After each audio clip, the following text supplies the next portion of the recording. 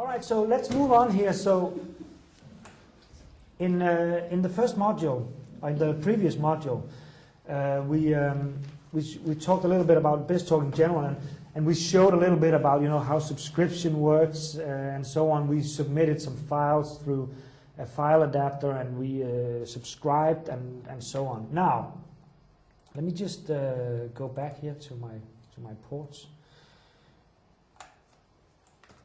As you also saw in the previous module, we didn't really have that many options of working with these files, right?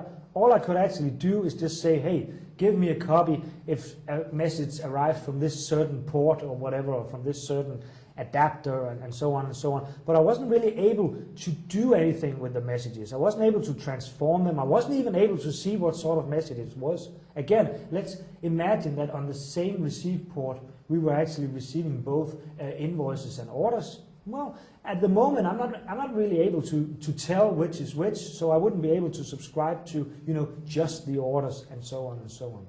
Now, in order to be able to do that, we need to have some sort of message recognition before the message actually hits the message box. So that's going to happen in the pipelines. So if we want to know what sort of message we're getting, there's a good chance we shouldn't use that very, very hollow pass-through receive pipeline. So let's go here to our biz demo and just have a look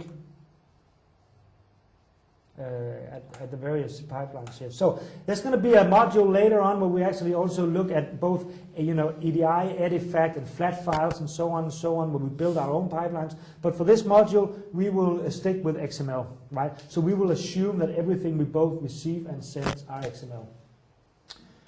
But in order to be able to recognize well, what sort of message am I actually receiving right now? Is it an order, is it an invoice, etc.? Well, then I would need a specific pipeline. So in our case, I'm going to go with a notion here saying that I'm probably going to use the XML receive pipeline then instead of the pass-through. Let's try and do that.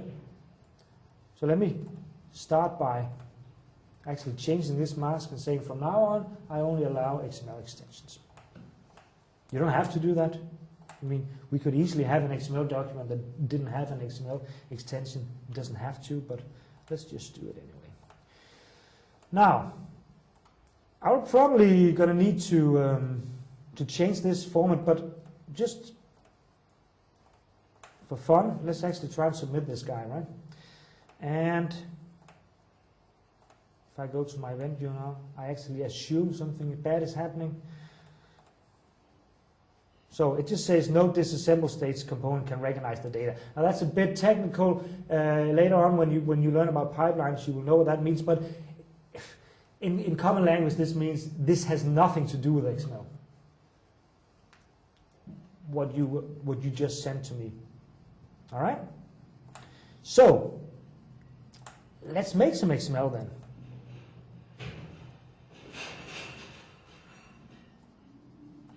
So let's actually change this to some sort of valid XML, right? So let me just do an order here, and let me just say I'm going to order something, and it's going to be who am I, right? Customer ID, that's me. I'm number 50.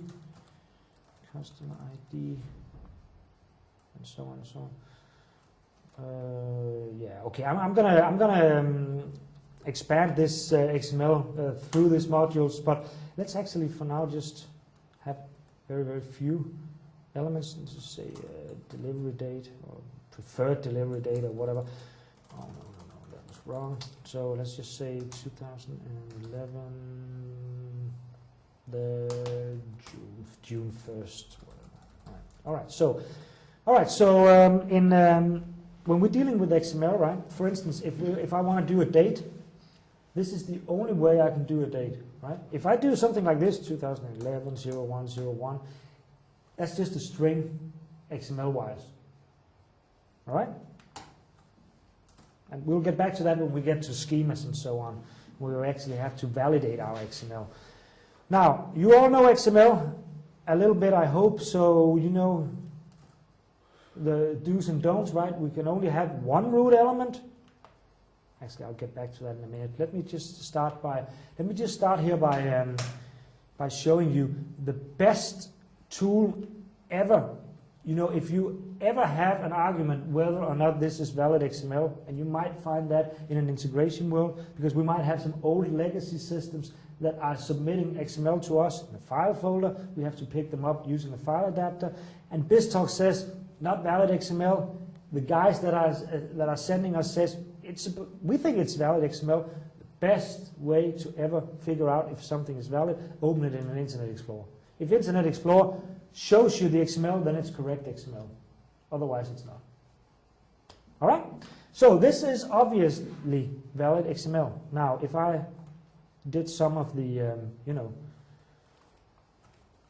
these things. So we need only one root element, and all open tags needs to be closed in the same order they were opened, so I'm not allowed, I'll show that in a minute. So again, if I do a refresh here, you can see this is definitely not valid XML now. So I'm going to change this. You could also have a situation here where you say A, and you do something, and you also have a B here. Now, it would be okay if I closed B here, right? But it wouldn't be okay to close A here, for instance. Also be illegal. Yeah. And again, if I close B here, and I close A here, so if I close them in the same order they were opened, then it is valid XML, and so on and so on. And let's just do one last thing. Let me just show you that. Oops, sorry about that. Let me just show you that we are only allowed, again, to have one root element. Right? It's also good. Only one top level element is allowed in an XML document. All right. So this one is definitely valid XML. Now, let's talk a little bit about XML in general here, because that's also something that we're going to have to deal with when working with BizTalk. I mean, when we work with BizTalk, we're going to work a lot with XML, most likely anyway. So, in general, when we deal with XML, if you take a look at the XML standard, written in W3 pages and so on, you will see that when we deal with XML, we are supposed to save the XML as Unicode, right? When they made the XML standard, they say XML should be saved as Unicode. Now let's just try here and make an order description as well. Right? We might be able to describe something here and say, hey, we want it, hurry up, please. Right?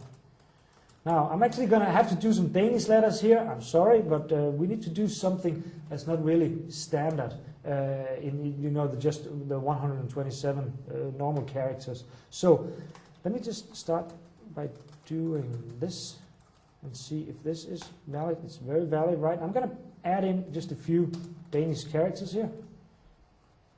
And as you can see, now it's not valid XML anymore. Now, that's because this file is saved as ANSI and not Unicode. All right?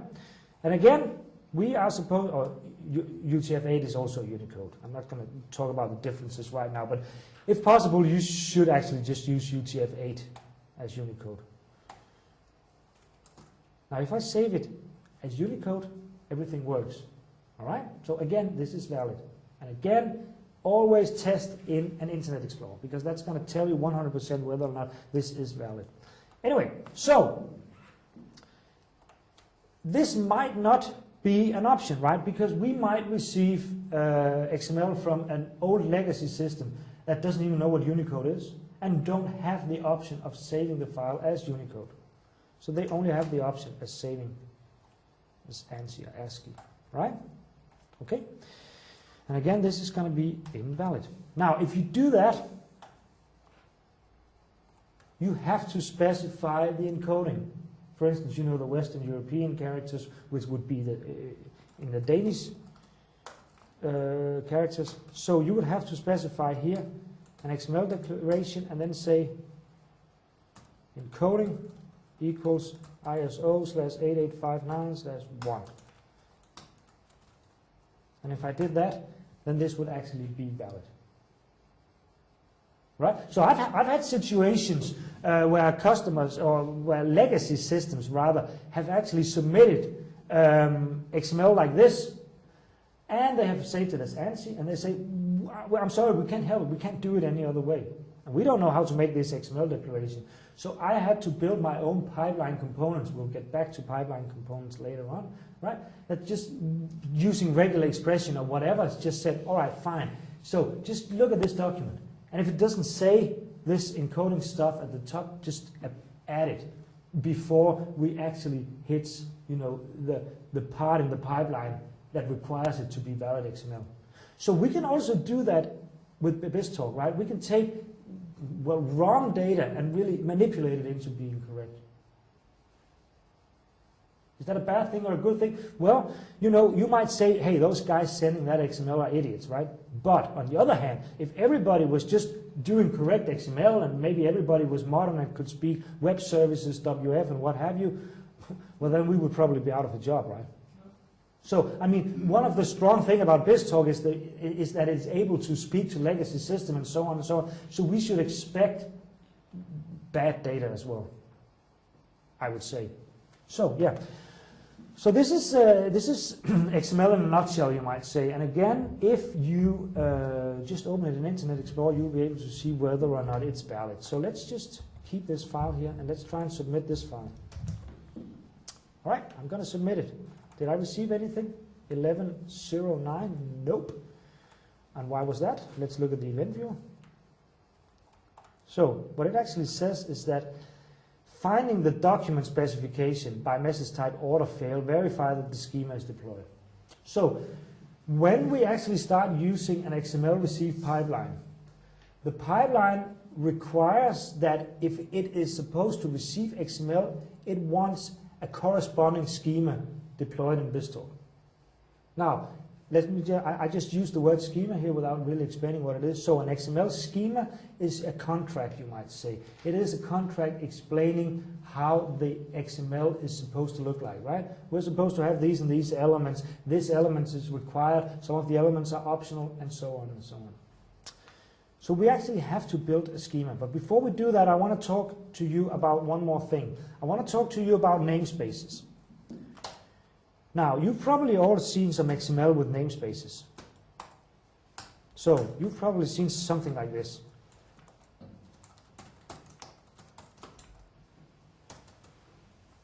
Like this or similar.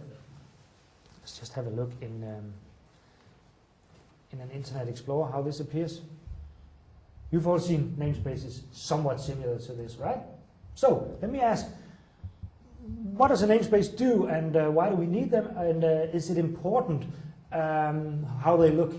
Is it important that there are actually a valid URL address or what? Does anybody know what a namespace is used for? No?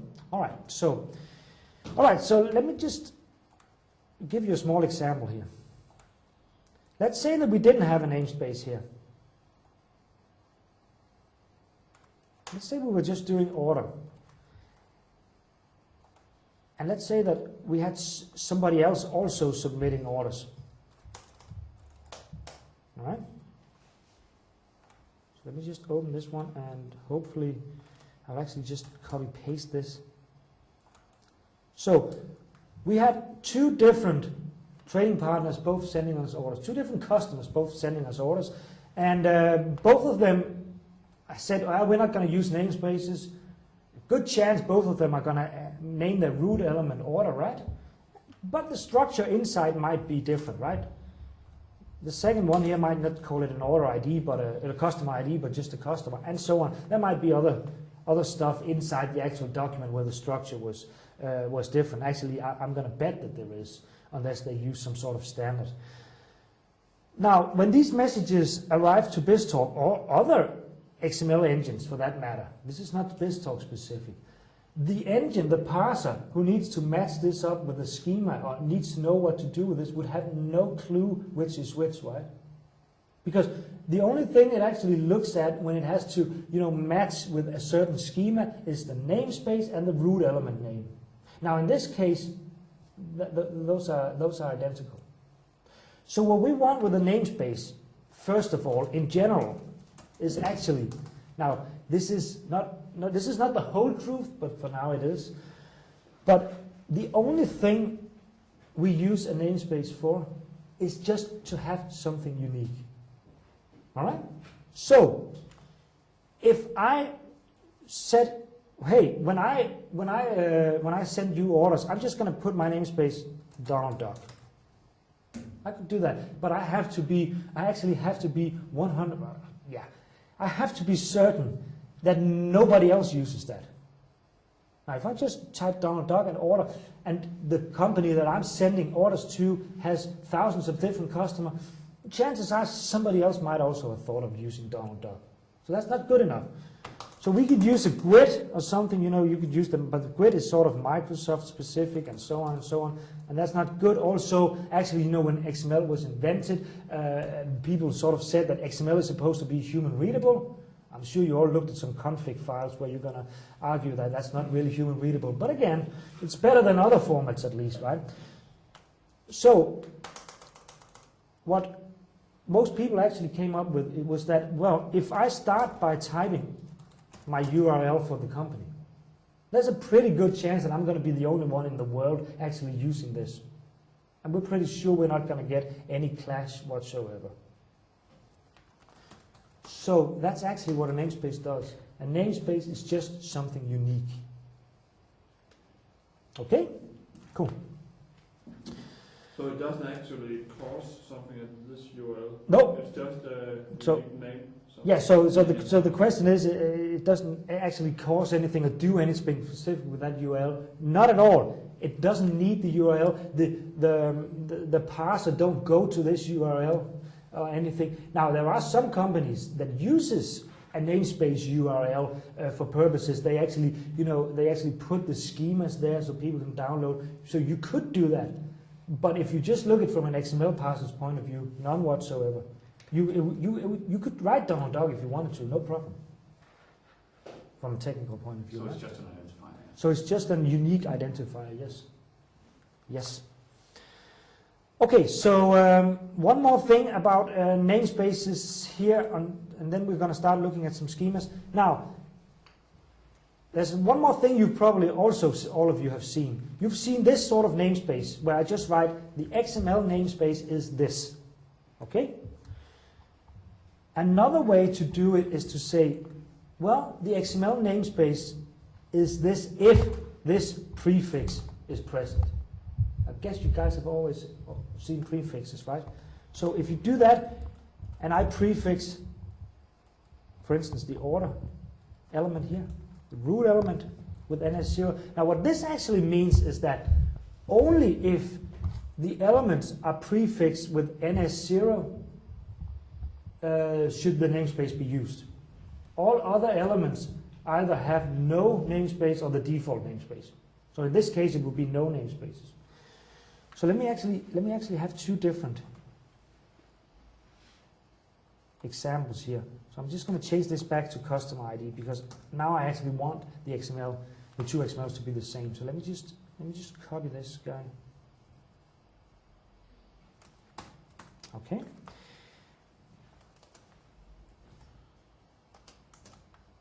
And I am going to get rid of it. So if we look at these two different examples here, actually this is 2008, so I should be able to, yep, cool.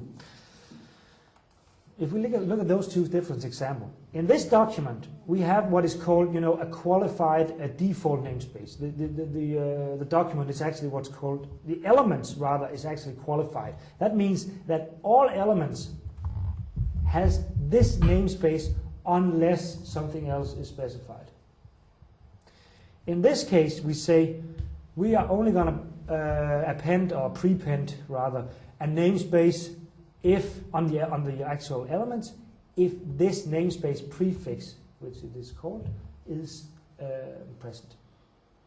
So these documents are definitely not the same because in this case over here, customer ID would have a namespace, right? In this case, customer ID would not have a namespace. So these are actually completely different XML messages, even though to the human eye they look somewhat similar. Now, again, another example, if we just look at the namespace prefixes here, this document here, and this document here. Right now they are exactly the same. I know this is illegal XML, you cannot have two root elements, but just pretend these are two separate documents. Now, so namespaces are not inherited?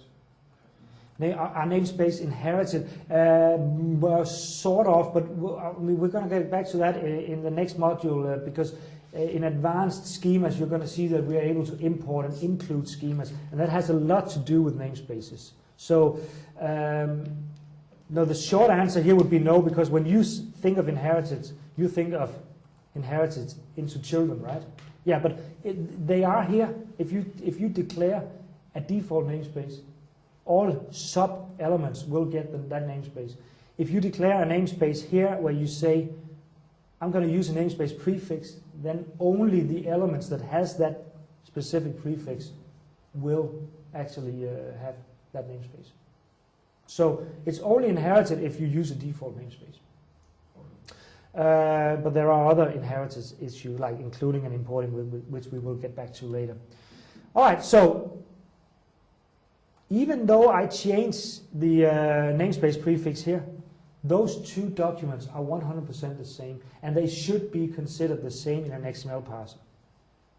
But in real life, this might actually give us an issue. We might actually have customers and so on where we send them XML, and they call us up and they say, how come you wrote NS1 in your namespace prefix? Our parser breaks down.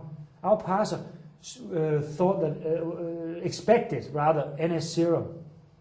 Now, that's actually something very, very, it's actually rubbish. It's stupid to say because it doesn't make sense. You can write whatever you want on that prefix. It's just a prefix. The parser should translate that prefix to the actual namespace. But again, we are in the integration world. We are sometimes dealing with legacy systems and so on and so on. We're dealing with people that we can't control. So at some point they might have written an old C++ compiler or something that was only, reading the XML as a string and hard coding a lot of things. So it might be an issue, even though if we just go to the W3 pages and read about XML, we will clearly be able, in a courtroom, we would win every time. We would clearly be able to state those two XMLs are exactly the same, which you would also see if we build a schema for the top one. The second one, I bet you will also validate. But again, in real life, we sometimes need to actually manipulate these things and say, okay, I'm going to give you NS0, even though you're a fool. But yeah. Good. So let me just save these two XML files here, and let's just make sure that both of them are working. Now the other one was called Order 2, great, thank you. Let me just open both of them. Perfect, so both of them definitely valid XML, but just as we discussed, not the same XML though. So let's try and create a schema. Let's try and create a schema for this specific XML. Okay, so I'm going to go to my Visual Studio here, and I'm going to make a new project. And as you can see, when we have Visual Studio, when we have installed BizTalk developing tools on a developer machine that has Visual Studio on it, then we will have a new templates here that are specific for BizTalk server projects. Now, let's just do an empty BizTalk server project here, and let's just call that BizDemo solution, and then let's do a BizDemo, and let me just do a order schema. I'm going to make a project. Now, in a later module, we're going to talk a lot about how to group artifacts, that is schema, maps, orchestration, and so on, into projects, because it is not without it can be an issue whether or not you just put everything into one DLL or whether you actually group stuff in different. Now, I say DLL, you should know that one project in Visual Studio actually equals one DLL. Okay, so But let's talk about that later. There's going to be modules later where we talk about, also when we talk about deployment and versioning, stuff like that. You're going to see that sometimes that really does make a difference whether we group them, how we group them, I would say. Okay, so if I go here and just say add item, you can see that not in a regular .NET C# whatever project, right? There's tons of items I'm actually able to choose. But when we are dealing with a BizTalk project here, I'm pretty much limited to some of the artifacts that we already talked about when I had my drawing back in module 1. So we have orchestration, we have maps, we have pipelines, and we have schemas. Now, I didn't really draw any schemas back in the drawing, but schemas, like we said, are contracts that are needed for us to actually deal with XML. So I'm just going to do a regular schema. In the next module, we will look at flat files, and so on. All right. So let's just call this order. As you can see, the extension XSD, that's not something Microsoft has invented. It is a standard for schemas. Schemas are, of course, multi-platform, and so on and so on. The schema structure and so on is defined by W3. So I'm going to add that now. There are two situations when we're working with schemas in BizTalk. We might from the customers that are sending us the order, they could actually already have a schema, written in this schema language you see here, which again is a W3 standard, not Microsoft specific. So in theory, they could have a schema saying, hey, we are going to send you XML, and we already have a contract for you. Now in that case, I'm not going to build that schema myself, right? I would just go into my project and add an existing item and just add that XSD file. That would be fine, because again, this is not Microsoft specific, or at least not necessarily. But in case, and if that's not the case, and most likely it's not going to be, because a lot of trading partners, even though they do XML, they never heard of the word a schema, but that's another story. So maybe we have to build the schema ourselves. And what Microsoft has done actually is to give us a visual tool here where we can actually create the XSD. Now again, if you were already XSD experts because you worked with XSD for other things than BizTalk, then you might have other tools that could create those XSD files. You could use those instead. But here I'm just going to build it by using this visual tool here. So the first thing I need to specify is my root name. And that, if I remember correctly, was order. Yeah, let's just see. Yeah, okay, I'm going to flip through these. So I'm going to have an order here. Now, the next thing I'm going to have, I'm going to insert a child. Now, I can choose between a record, an attribute, or an element. So I'm actually just going to expand this XML a little bit. Okay, I'm just going to do an order line here. You know what I should do? I should actually open this in Visual Studio, because that will definitely be easier to write my XML. So let me just open this in Visual Studio. All right. So I'm going to have some order lines here, and I'm going to say this order, it has some item number, which is 40F, what do I know, and a quantity, 40 pieces, and an optional description here, right? So calling, again, please hurry. Okay, and I'm going to have multiple lines, right? We can order more than one kind of item in an order. So let's just do 40E and say we only need 4 of those, and I don't have any specific description for that. So again, this would be, I hope, valid XML, yes. Now, let me just do one more thing. Let me actually also just do a line number here. Okay. So, we have 3 different sort of elements when we're dealing with XML. We have records, attributes, and elements. Now, Records are, now actually let's start with the elements. Elements are what you see here. It's these tags that are open and closed, and they have simple types in them. So they have a string, a date, an integer, and so on and so on and so on.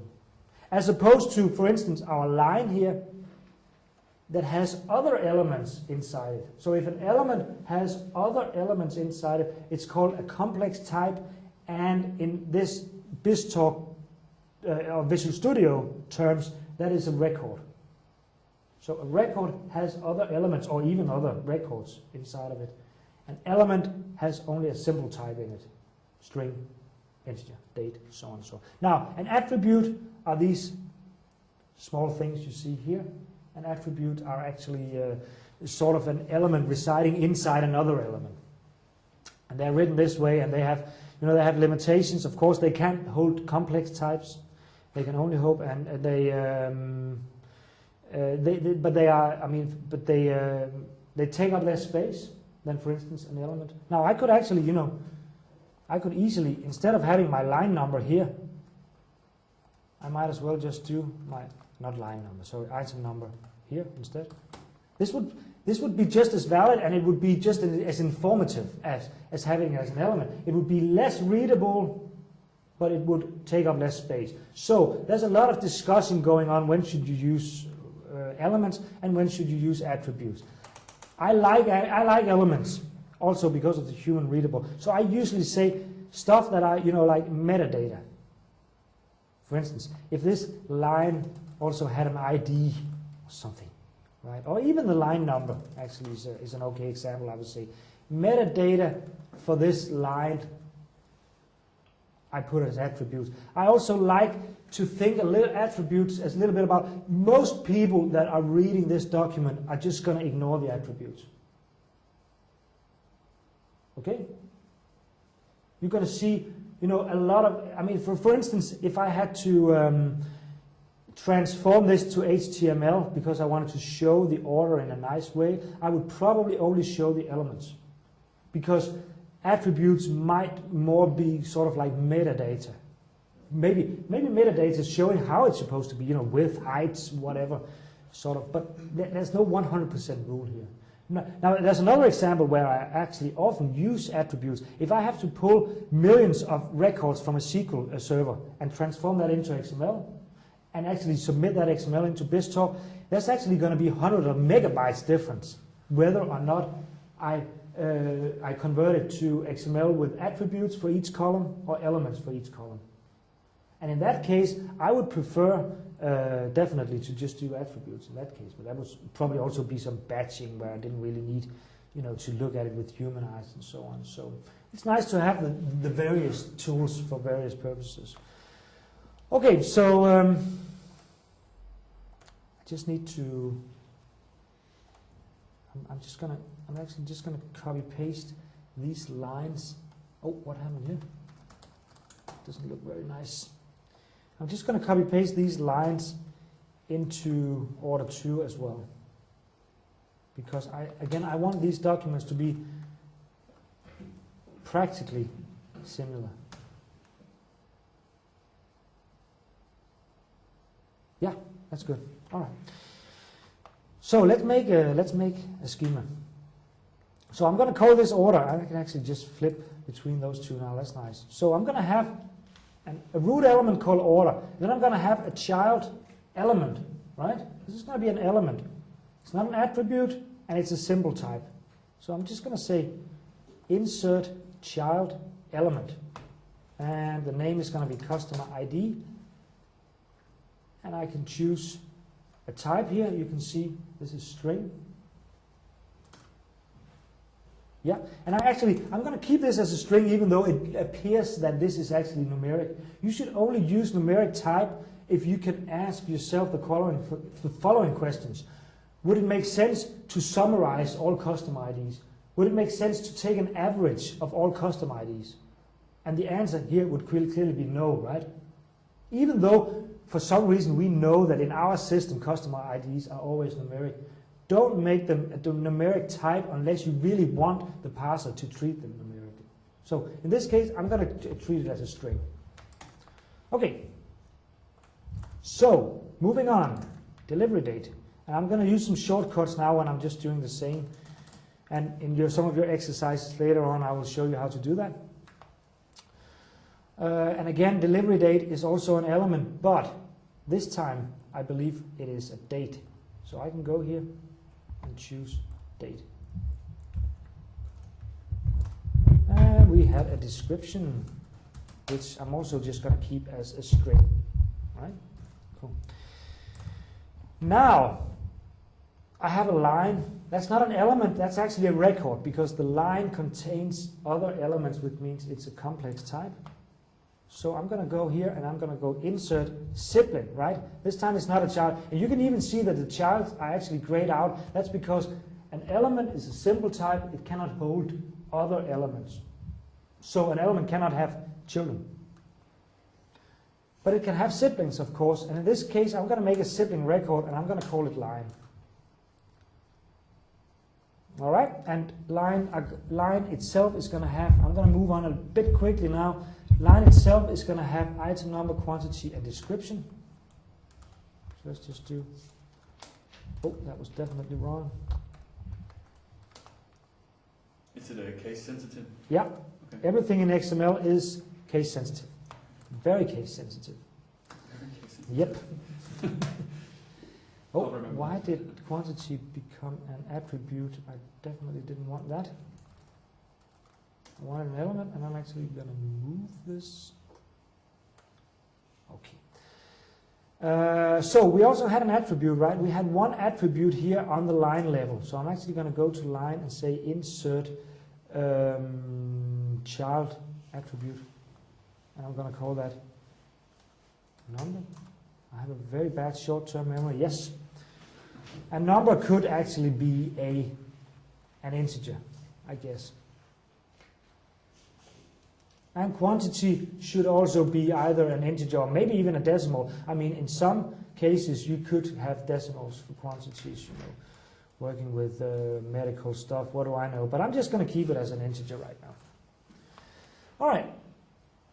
So, what I can do before I actually start deploying this schema is just to test. I want to see if the XML example I already have actually validates with this schema. Right? It's a very, very good thing to know, because if it don't, then there's apparently something wrong with my schema, and stuff in BizTalk won't work then. So what I'm going to do here is I'm just going to grab the, whoops, I didn't save. I'm just going to grab the path here. I'm just going to copy paste this path from the XML file. And I'm going to go to this schema. And I'm going to say input instance file name. And I'm just going to copy paste this path. Now, if I've done that, I'm actually able to right click on my schema here and say I want to validate the instance. We don't even really need to validate schema when we've done it with the visual tool. That would make sense if we had received the schema from an external partner and just imported it. But I believe that if we have used the visual tool, hopefully I was right? Usually when you demo stuff and say that everything will work, it doesn't. But I mean, if you use the graphical tool, chances are, of course, your actual schema is going to validate. Now, if the instant validates, now that's another story, right? Because what this will do is actually say, okay, I'm going to look at that instance here. And I'm actually going to see if that instant validates with my actual schema. And I'm pretty sure it's not going to, because there are a few things we have to look at. But let's just try and see what happens. All right, so definitely some problem. And right now I can't find my error. Why can't I find my error list? That would be here. Okay. Okay, so the first thing is that actually everything just goes wrong, because it says I cannot find any schema information for the element quantity and so on and so on and so on. And you know why that is? That is because right now I haven't specified the namespace. So I've actually just told the schema here, when I create a new schema, Visual Studio is actually just going to give it a namespace where it uses part of my project name and so on and so on. And this namespace has nothing to do with the actual namespace here. So the first thing I need to do is tell the schema what namespace to look for. And I'm going to do that in what's called the target namespace here. I'm just going to copy paste that. You should be able to see now that now it says vertica dk blah blah blah. So let's try and validate again. And we still get errors. All right, so let's have a look. Now, it says here that the element order, so the element order would be up here, has an invalid child called line. All right, so let's have a look at my XML. Now, the problem here is actually this line. Because as a default, when you create both elements and records, records, it's actually going to say, well, as a default, I expect everything to occur once and exactly once. So I haven't told the parser yet that the line can actually occur multiple times. So we need to do that. So if I go to my line here, there will be something called minimum occurs and maximum occurs. Now the default will always be 1. When you're working with elements and records. It's different for attributes. Attributes are actually optional by default. But don't mind that right now. Let's just look at these guys. So I might as well write 1 and 1 here. That would mean exactly the same as if I didn't type anything. But in our case, what we need is to say, well, max occur is actually more than 1. What, is it 10? Is it 20? No, I don't want to have any upper limits. I mean, customer can order whatever they want. They could have 1 billion. We don't care. Actually, we would like that. So what I can do instead is actually just put in a star. If I do that, that will be translated to unbounded, which is the schema word for unlimited. So that's just something, you know, the W3 has agreed on. That if we can just have all the lines in the world, you just write unbounded. And I might as well have written unbounded here, but it's just a shortcut in Visual Studio that if I do a star, it will actually write unbounded. So let me try and validate again. And it still fails, right? So now it says, well, there's actually a problem here. I was expecting to find a description in the line, but I didn't find any. Now let's have a look at my XML again, and that's actually true, right? I wrote a description in the first line, but not in the second line. So apparently here description is actually optional. It either occurs once or not at all. So what I would do in this situation is go to my description here, and I would again go to the min and max occurs, and in min occurs I would just write 0. All right, so it's going to be 0 or 1. And again, if I validate now, everything validates. Perfect. So let's just do one more thing here, and then let's try to deploy it. So if I actually, you know, typed in something wrong here, June 32nd, if I actually did a validate instance now, it would fail, and it would actually tell me what was the problem. The delivery date element is invalid, right? The value, blah, blah, blah, is invalid according to its data type, date, and so on and so on. So this is actually very, very cool, that we can actually validate a document. So if the document actually validates, we're pretty sure that we have valid data, and we can go on, you know, start doing business processing, starting mapping it, and being pretty sure that at least the source document is correct. So if the source document is correct and we do some mapping and the destination document is not correct, it's going to be our fault, right? Okay, cool. So let's actually try and deploy this, because in order for BizTalk to work, we saw that before, if our receive location is actually going to use its XML receive pipeline, then it needs to have the schema deployed. Now, in the module, in the later module where we're going to talk about deployment, we're going to talk about the difference between importing stuff into BizTalk and installing into BizTalk.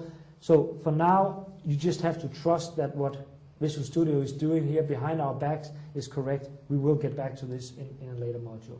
Now, let's try and build this first. And then let's just do a deploy here.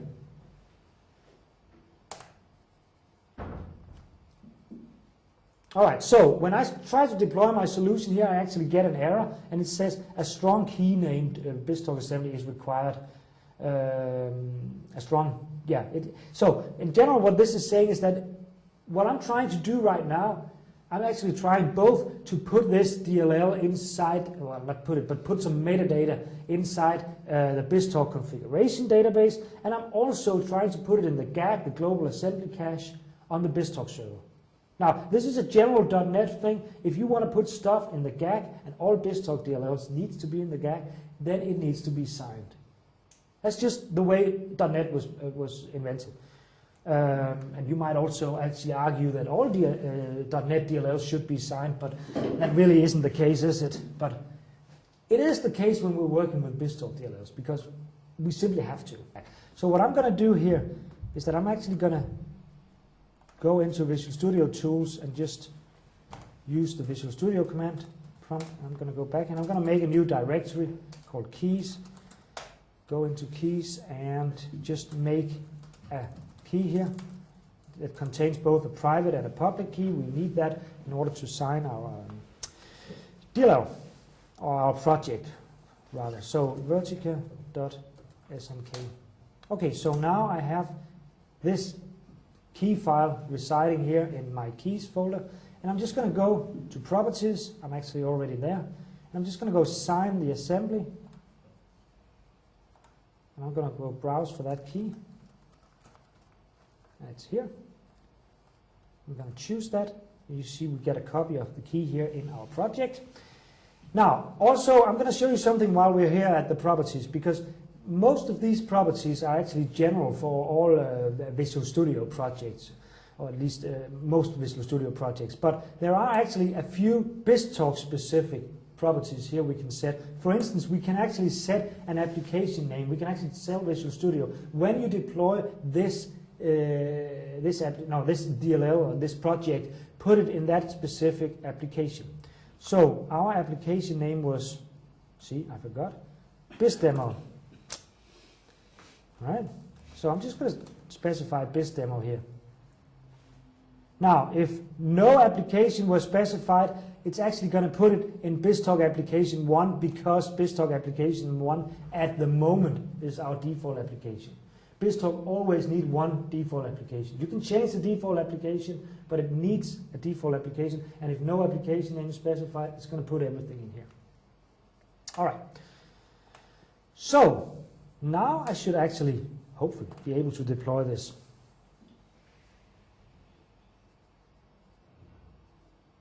Nope.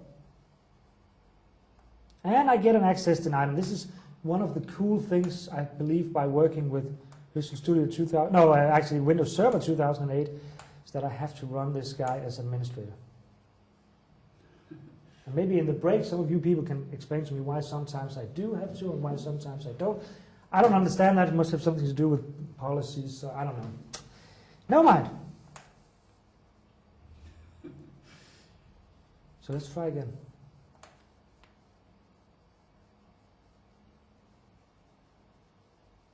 Yep, 1 succeeded. Perfect. So if I go here and I refresh my BizTalk demo, I will actually see now that I have one DLL, and I can also see that I have one schema now with this namespace and this root element. Okay? So let me try and submit this guy again. And hopefully, what time is 11:50 now? Everything actually went okay, because now we have the schema corresponding to the XML. Now, but I mean, if we look at this application that we have and you know, compare it to what we had before, I don't really see that we gained anything actually from you know, building a schema, deploying it, changing the pipeline. So what actually happened? Now, in order to show that, what I'm going to do is that I'm going to unenlist these two send ports. Now, if I unenlist, okay, I have to unenlist the send port group first. Now, if I unenlist these two, chances are, right, that I'm going to get a no subscribers found. We've seen that tons of times now. So if I get a no subscribers found, I am supposed to have a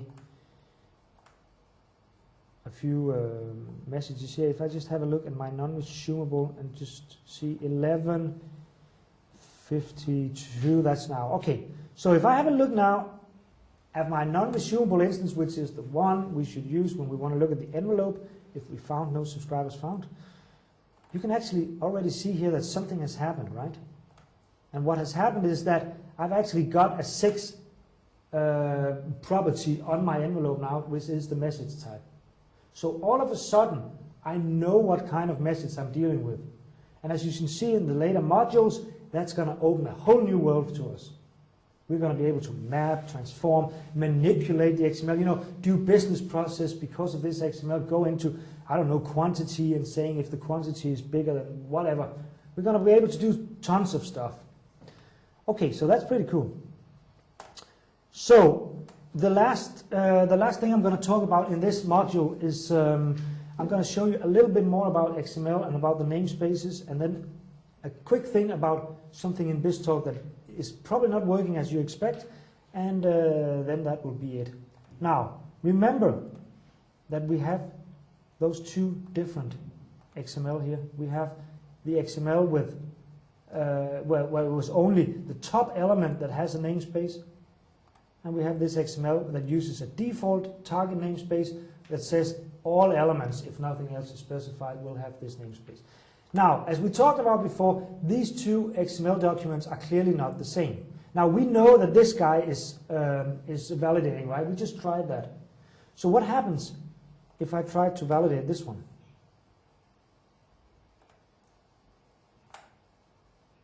So I have to change my input instance file name here on the actual schema. So I'm going to do order 2 here instead of my biz order. So if I do a validate instance now, we get an error, and let's just have a look at what it says. Now, this is sort of a technical description, but let me just see what it says here. It says, the element order with this namespace has an invalid child element. Now, the child element is, why am I getting this the wrong way around? Let me just think. Oh yeah, sorry. Yeah, what it's seeing right now is that it's seeing a customer ID that has this namespace on it, but what it's expecting is a customer ID without a namespace, right? And if we look back here, that actually sort of makes sense, because this is what is validating, and what is currently validating is a customer ID with no namespace, right? And what we are submitting right now is a customer ID that has a namespace, since this is a default namespace, target namespace, right? Okay, so this, even though this at first might look a bit, whoa, what is this? I believe this actually makes sense, right? We have an invalid child element. We just found customer ID with a namespace on, and I was expecting customer ID with no namespace. Now, why is that? That's actually something to do with this attribute here called element form default. Element form default tells the schema whether or not the elements should have a namespace on them or not. Again, unless something else is specified. And the default, as you can see here, default is unqualified. So if we don't specify anything, we expect all child elements to be unqualified, in other words, don't have a namespace. So if I change this guy to qualified, you would actually, hopefully, see that now this succeeds, right? And the first one would fail now. And there's another way where you can see this, because there's something else I can do with the schema. I can actually say to a schema, forget about all the instances I have already. I want you to generate an instance of an XML document and show me how you think the XML should look like. And if I do that for a qualified schema now, you're going to see, now this is actually written a little bit different. Let me just get this and see if we can see both, right? Now this is actually the same. Now I know there's only one line here and the actual values are different, but never mind that right now. If I do it this way, where I just say all elements just get this default namespace, or whether I do it with a namespace prefix and just put the prefix on all elements, that's exactly the same. Does that make sense? Now, let's just try one more thing here then. Let me again go and just take this back to default, which was unqualified. And now if I do a generate instance, you're going to see that only the top element has the namespace, right? So you can always, if you're thinking, why won't this validate and so on and so on, you can always say, hey, just give me an example of how you think it's supposed to look like. Then hopefully I can find where the mismatch is. Now, just one last thing. Now, we all agree that when I actually deployed this schema here, it was unqualified, right? In other words, the schema that is currently deployed should validate this guy and not this guy. Do we agree? Yeah. Good. You're supposed to just agree now. Now, take a look at this. Let's submit these two. And let's go look at the output. Oh, I unlisted everything, didn't I? My God, that short-term memory is really not... Sorry about that. Okay, let's do it again. So I'm going to submit 2 messages. And I get 2 messages here and 2 messages here. 4 messages here. Oh yeah, that's still because of my old subscription. It's both part of a group and its own subscription. Never mind that. But as you can see, we actually didn't get any validation errors. Now there are errors here, but that is no subscribers found, which we got just a minute ago. There is actually no errors just because the schema doesn't validate. Now out of the box, when we use an XML pipeline, it doesn't validate. The only thing it does actually is say, I'm going to find a corresponding schema. I'm going to look at the namespace and the root element, and if I find a schema that matches, I'm actually not going to go through each element and validate it. You have to tell me whether or not I should do that. And the default is actually no. And that's really a common misunderstanding, because a lot of people would suspect, and I would say with good reason, hey, if I made a schema, and what's the purpose of a schema? That's validation. Yeah. I would expect BizTalk to validate this XML. But actually it doesn't. And I will show you in the next module how we do that and other stuff that the pipeline actually does use the schema for.